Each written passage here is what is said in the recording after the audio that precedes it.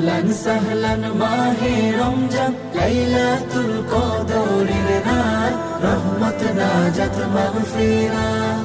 اللهم بارك لنا في رجب وشعبان وبلغنا رمضان وبلغنا رمضان। রমজানের প্রথম দশকে আল্লাহর রহমত নাজিল হয়, দ্বিতীয় দশে মহান আল্লাহ মাগফিরাতে মগ্ন হয়, গুনাহ মাফে মগ্ন হয়। রমজানের প্রথম দশকে আল্লাহর রহমত নাজিল হয়, দ্বিতীয় দশে মহান আল্লাহ মাগফিরাতে মগ্ন হয়, গুনাহ মাফে মগ্ন হয়। শেষ দশকে পাপী বান্দা, শেষ দশকে পাপী বান্দা